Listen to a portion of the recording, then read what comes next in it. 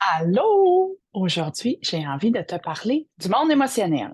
Est-ce que tu aimerais ça, avoir une vie où tu n'es plus jamais triste, où t'as plus jamais de peur, tu n'as plus jamais de ressenti d'humiliation, tu n'as plus jamais de sentiment de rejet, tu n'as plus jamais ce sentiment que les gens ne s'intéressent pas à toi, que tu n'es pas à la hauteur, tu te sens plus jamais coupable. T'aimerais-tu ça, une vie comme ça?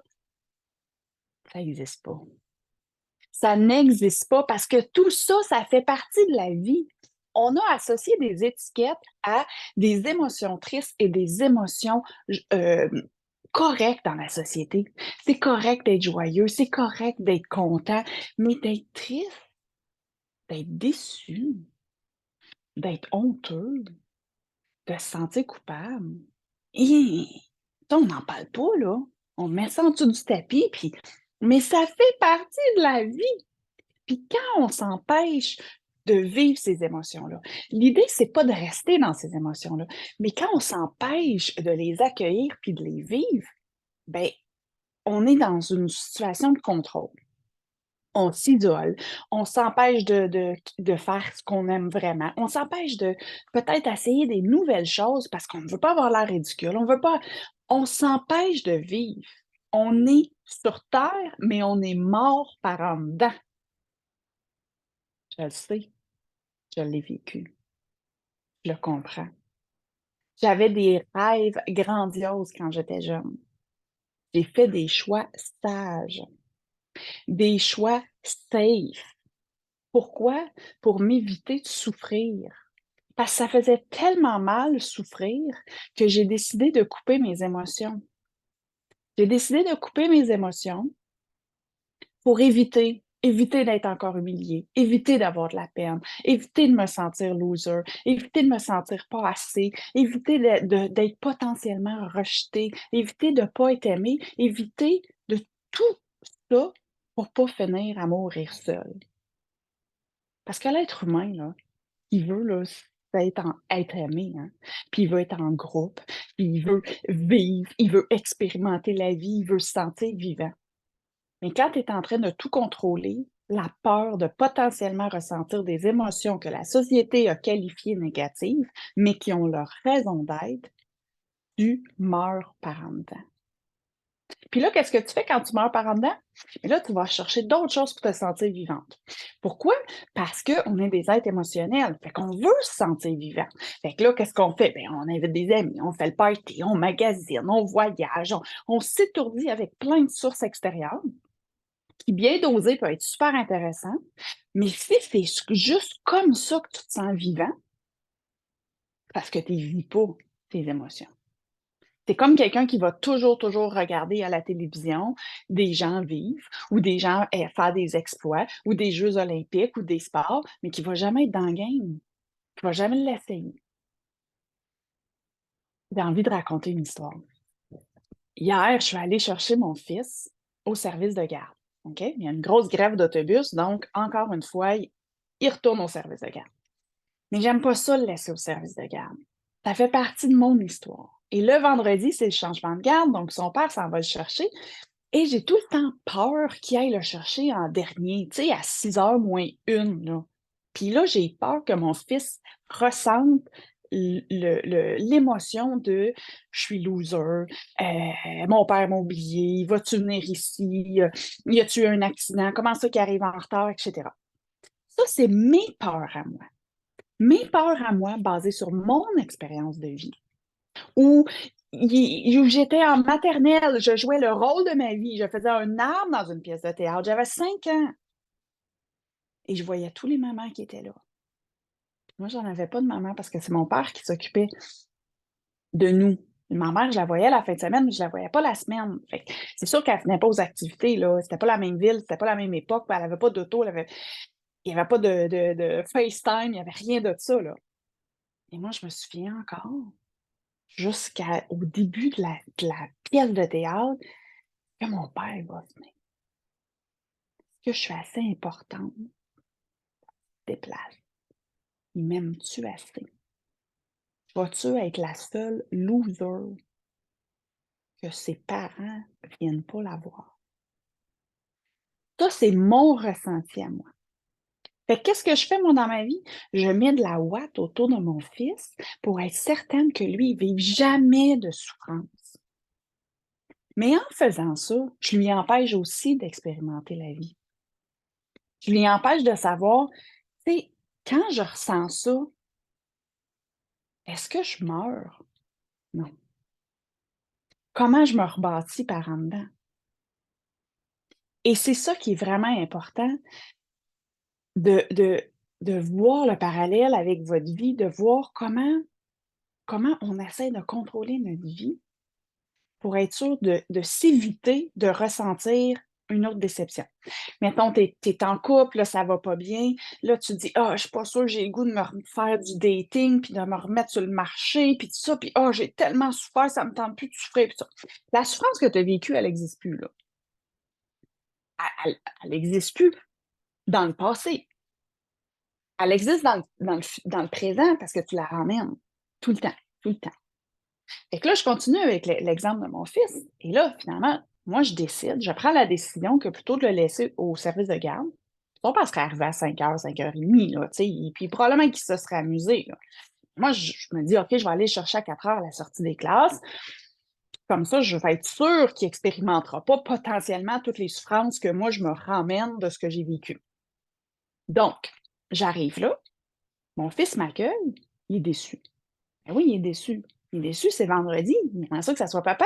Il l'a pas vu de la semaine. C'est sûr qu'il a le goût de le voir. C'est normal, c'est normal. La déception, c'est normal. La déception, ça va avec une attente. Il y avait l'attente que son père allait le chercher. Il est déçu. Et là, il me fait la face de déception. Là, moi, je suis déçue qu'il soit déçu. Puis là, je suis déçue que son père n'ait pas été le chercher à 4 heures comme moi, je vais le chercher. Fait que là, on est deux déceptions. Et là, j'accueille mon fils en lui disant: «Ah, ben là, tu sais, moi, je suis venue te chercher quand même, tu devrais être content parce que moi, je suis tout le temps là, puis je viens toujours te chercher à 4 heures, puis là, je pourrais continuer à travailler. Puis te souviens-tu qu'avant la pandémie, tu étais là jusqu'à 6 heures, puis là, finalement, je vais te chercher à 4 heures, tu devrais être content. Tu sais, tu devrais être content que moi, je vienne te chercher à 4 heures». Je le laisse pas vivre sa déception. Je le lui laisse pas exprimer sa déception. Je lui repitche ma déception et je m'attendrai à ce qu'il soit content que moi, j'aille le chercher. Je veux pas qu'il souffre. C'est pour ça que je suis allée le chercher à 4 heures, parce que je veux pas qu'il souffre. Mais ça fait partie de la vie. C'est quoi le message que je lui envoie en lui permettant pas, en lui donnant pas l'espace d'expérimenter la déception? Penses-tu qu'il va pas être déçu dans sa vie? Je vais le décevoir. Son père va le décevoir. Il va nous décevoir. Il va décevoir ses amis. Il va décevoir la première petite fille qui va dire: «Ah, finalement, ça me tente plus». Il va décevoir son patron. Il va décevoir du monde. Ça fait partie de la vie.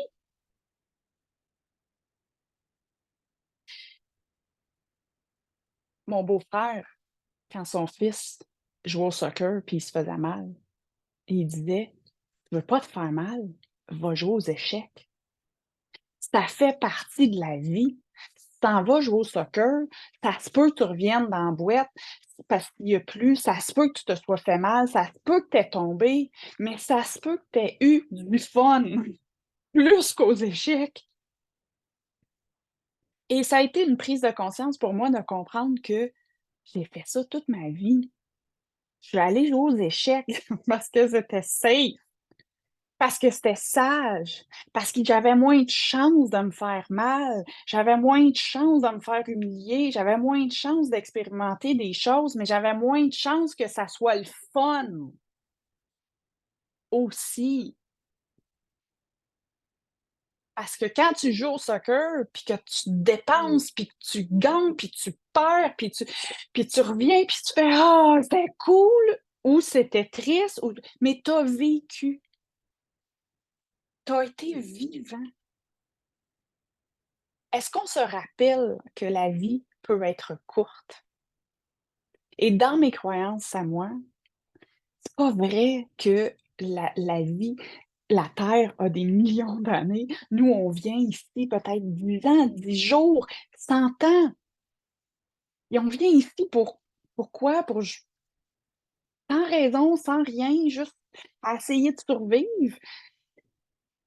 Non, j'ai envie de croire qu'on est ici pour vivre quelque chose, vivre des émotions. Mais vivre des émotions, ce sont pas juste la joie.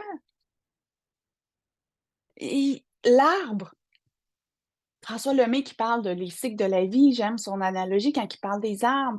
Est-ce que l'arbre, l'hiver, il fait: «J'ai tout perdu mes feuilles, c'est fini, je suis une rien». Mais ça revient. Il expérimente d'avoir pas de feuilles, puis il expérimente d'avoir des feuilles. Nous, on expérimente la joie, puis on expérimente aussi la tristesse, la déception, qui sont complètement en lien avec les attentes. Est-ce que tu es vivant, vivante dans ta vie, où tu es assis sur le siège ou sur le banc, puis tu regardes la game passer parce que tu as peur, tu peur, tu peur de vivre des émotions? Moi, j'ai fait ça. J'ai fait ça avec mon fils. Hey, là, d'un coup, on déménage. D'un coup, on déménage, puis que là, il arrive dans une nouvelle école, puis qu'il aime pas son école, puis il se fait humilier, puis qu'il vit ce que moi j'ai vécu. Ouais, mais je suis pas morte. Puis grâce à cette humiliation-là, je me suis développé des forces qui font que j'ai pu, après ça, avoir peut-être des postes que j'aurais pas eu si j'avais pas vécu ça. Ça fait partie de la vie. Je regarde ma feuille parce que je veux vous parler. On fait quoi avec ça? On fait quoi avec ça quand on a une émotion? Oui, on la laisse vivre, c'est important, mais c'est important de ne pas rester dedans, hein. Une émotion, on se rappelle, ça a une durée de vie à peu près de 60 à 90 secondes. C'est un message: «Ah, je suis déçu». Mais oui, je suis déçu, j'avais une attente, il faut que j'apprenne le détachement. C'est ça l'émotion qu'elle dit quand tu as de la peine, quand tu es déçu. Après ça, c'est tes sentiments. Est-ce que tu restes dedans? «Ouais, mais moi, on sait bien, là, mon père, il vient pas me chercher, puis là, je suis pas important, puis là, ben, tu sûr que si, tu sais, s'il avait fait ça, puis là, tout ça», ben, là, ça, c'est un sentiment qui fait que tu restes dedans. Là, c'est tes pensées qui génèrent ton émotion, qui génèrent ton sentiment, OK? On ne s'enfargera pas dans les mots, là, mais qui va te rester dans cet état-là de déception. Et ta déception, tu l'as vécue 90 secondes. Move on. Alors, accueille qu'elle est là. Apprends à écouter le message. Puis accueille-la, moi je dis souvent aux adultes, même aux enfants, c'est où dans ton corps qu'elle est ton émotion? Parce qu'on est déconnecté de notre corps physique. C'est où dans ton corps que tu ressens ta déception? Souvent, ça va être dans ton cœur ou dans, tu sais, un serrement dans la poitrine, si tu as une peur ou, tu sais, c'est où dans ton corps? Fait que déjà, ça te remet dans ton corps, pas juste dans ton mental, mais c'est où qu'elle est, cette émotion-là. Accueille, apprends. Qu'est-ce qu'elle dit, cette émotion-là? Puis tu peux aussi te dire: «OK, la dernière fois que j'ai vécu cette émotion-là, c'était quand? Ça s'est passé comment? Puis qu'est-ce que j'en ai retiré comme apprentissage?» Moi, j'ai retiré comme apprentissage que mes parents soient là ou pas, je suis capable de donner la meilleure performance de ma vie en tant qu'arbre silencieux en maternelle. Ça, c'est bien loin. Mais des déceptions, mais des tristesses, j'en ai eu d'autres. Puis que j'apprends. Ah oui, j'ai appris quoi de ce sentiment d'humiliation-là? Peut-être m'écouter la prochaine fois. Peut-être peut-être écouter ma petite guidance interne avant de faire des choses, avant de faire des alliances avec des amis, avant tu sais, qu'est-ce que tu as appris? Accueille, apprends, accepte.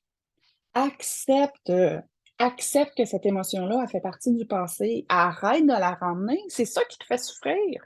C'est que tu la ramènes tout le temps. «Oui, mais moi, c'est parce que» tu sais, imagine, là, imagine si je m'empêche de vivre.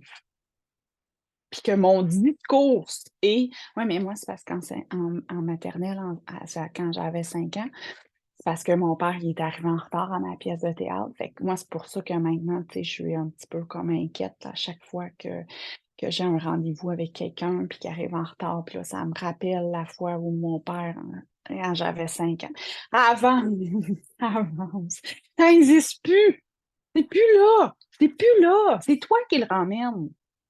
Depuis 5 ans. Je comprends que ça vient rallumer cette souffrance-là, mais c'est parce que tu ne l'as pas libérée.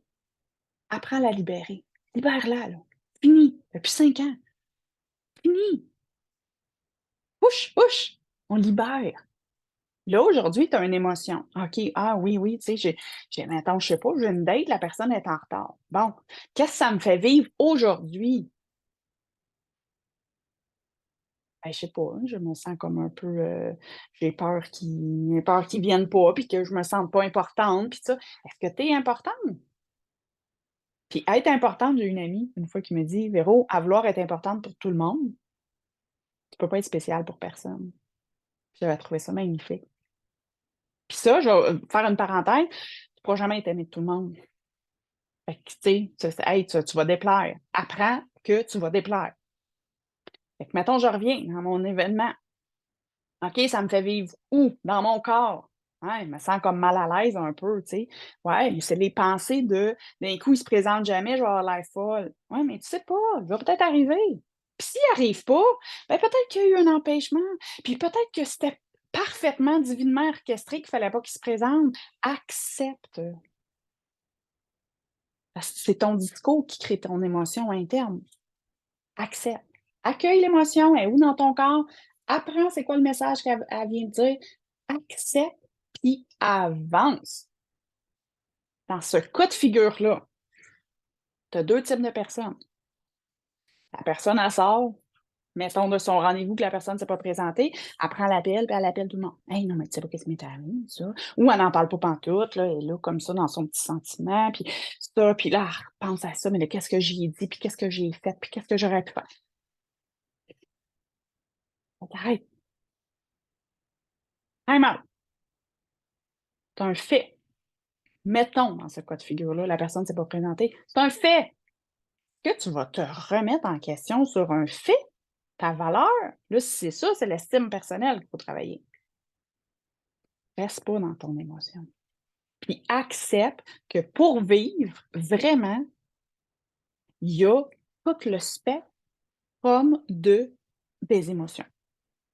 Si tu viens vivre sur Terre juste pour avoir de la joie, puis de l'amour, puis du bonheur, tu risques d'être déçu. Puis si tu t'empêches de vivre, pour pas vivre de l'humiliation, de la peur, du rejet, de l'abandon, toutes ces blessures-là qu'on a vécues, si c'est un repeat, un pattern de «je veux éviter de ressentir ça parce que ma blessure originale est pas réglée», ben tu passes à côté de ta vie complètement. Tu es pas pantoute dans la parade, là. Tu regardes la parade passer, puis tout est safe. Puis là, à un moment donné, oups, un petit spike de joie, puis oups, un petit spike de le fun. Mais pour le reste, c'est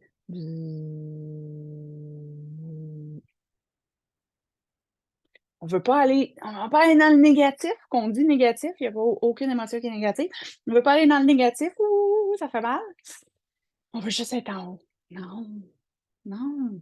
Puis plus tu apprends à les vivre rapidement, tes émotions, à les processer, accueillir, apprendre le message, avancer, plus tu laisses la place pour vivre autre chose.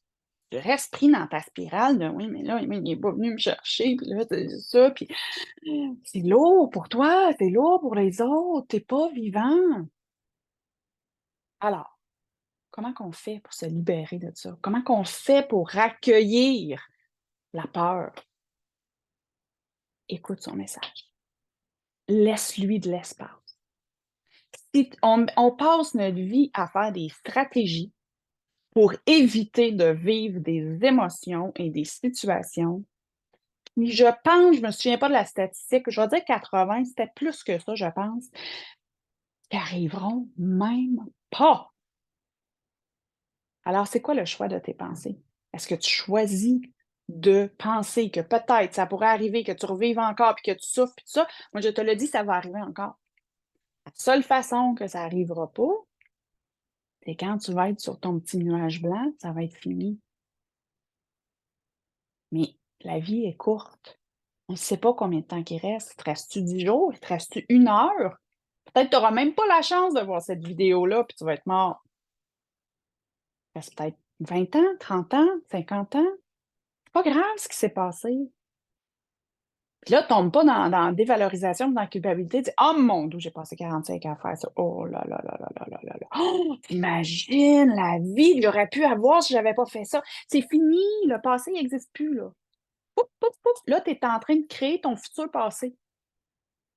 C'est quoi le discours que tu vas avoir quand tu vas, aujourd'hui, là, 2 mars, le 3, le 4, le 5, le 6 mars. Quand tu vas parler du 2 mars qui va être ton passé, tu vas en parler comment? De la même façon que les 40 dernières années, les 50 dernières années. Tu crées aujourd'hui ton nouveau passé. Ce sera le fun qu'il soit le fun. Le passé n'existe plus. Il ne reviendra jamais. Faire le deuil du passé puis accepter son passé, c'est vraiment, vraiment la clé pour se créer un futur qu'on a le goût. C'est ça le moment présent, hein? Parce que moi, j'ai été de celle qui a passé beaucoup de temps dans la nostalgie du passé et beaucoup de temps dans l'angoisse du futur de ce qui va arriver, à essayer de mettre toute la ouate autour de mon potentiel futur pour être sûr qu'il ne ressemble pas à mon souffrant passé. Jamais été dans le moment présent. Jamais. Dans le moment présent, c'est quand tu accueilles, tu acceptes, tu avances avec tes émotions. Parce qu'elles existent. Penses-tu vraiment que mon fils va plus jamais être déçu de moi, de son père, des amis, de sa prof, de son camp de vacances ou d'un un camp de baseball ou du soccer, n'importe quoi qui n'aura pas été choisi? Ça fait partie de la vie. Qu'est-ce que je lui enseigne en lui apprenant à ne pas risquer de vivre des émotions? Je lui apprends à s'éteindre, je lui apprends à ne pas vivre et je lui apprends aussi que je n'ai pas confiance en lui, dans sa capacité de surmonter les obstacles de la vie. C'est ça le message clé et c'est ça qui fait mal. Est-ce qu'on peut apprendre à nos enfants? Tu as toutes les ressources en toi, j'ai confiance que quand tu vas avoir de la peine, la première fois que tu vas avoir une rupture amoureuse, tu vas survivre. Tu vas non seulement survivre, tu vas grandir et tu vas en sortir plus fort. Parce que tu vas avoir appris que tu ne meurs pas de peur, d'humiliation, de rejet, d'abandon, de trahison, de honte. Humiliation, si je ne l'ai pas dit. Tu ne meurs pas de ça. C'est là pour te faire grandir. C'est là pour te guider. Peut-être que des fois, tu as fait des choix que, oh, tu t'es allié avec quelqu'un, puis finalement, c'était pas, non, tu le sentais pas, mais tu as grandi. Combien de fois ta petite voix dit, oh, elle savait, je ne me suis pas écoutée. Mais non, c'est pas grave. T'écouteras la prochaine fois. Avance. Alors, je récapitule. Les émotions, on dit positives, négatives, ça fait partie de la vie.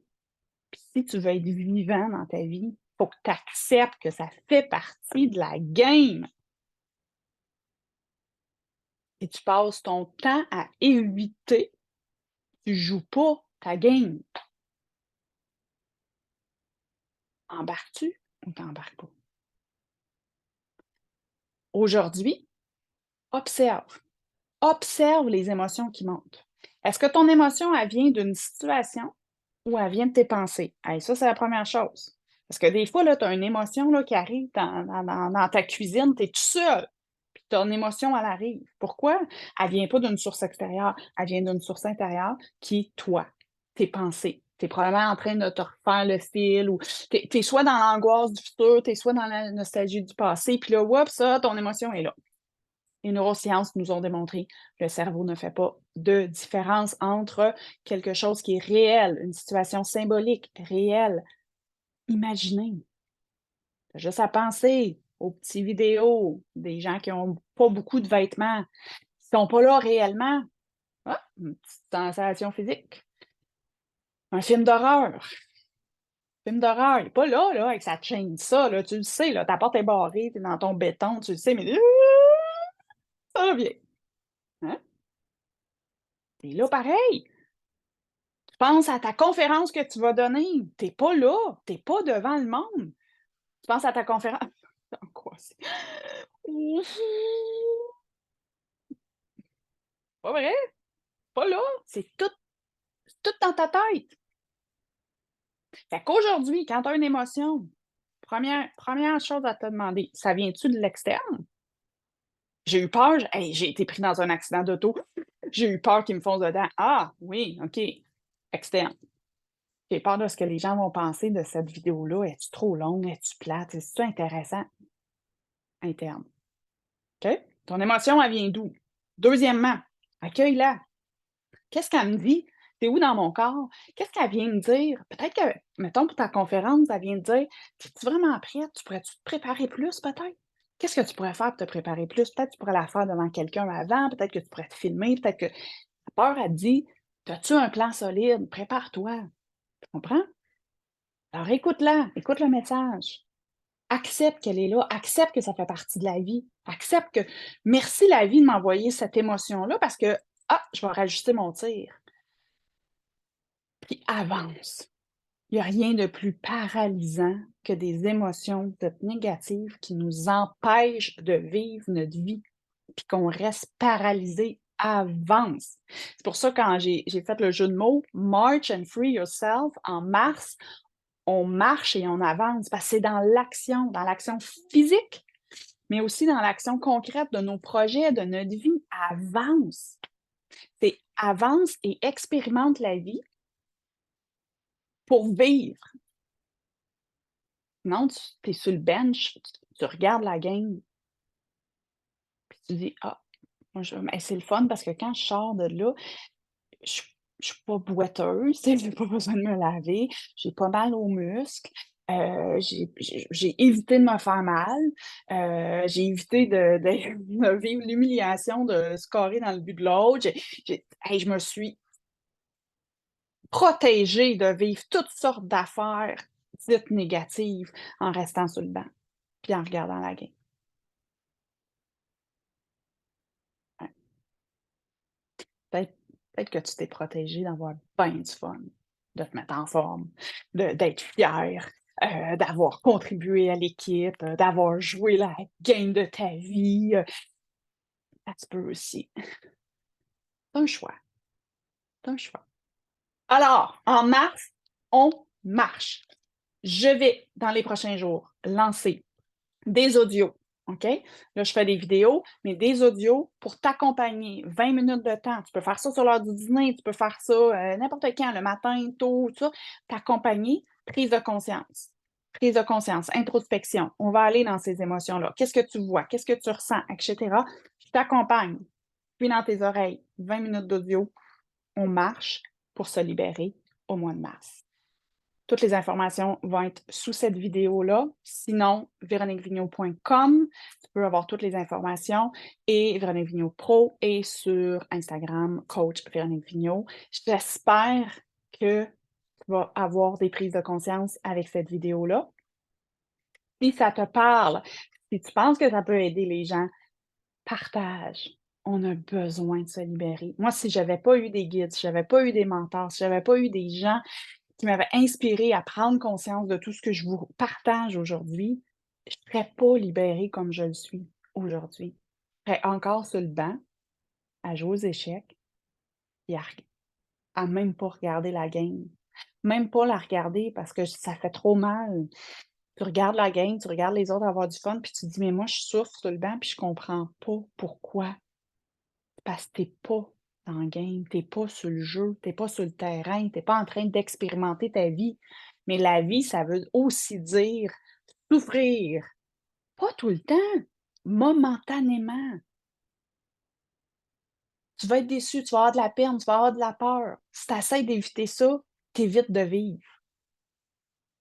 Tu veux vivre, accepte que ça fait partie de ça.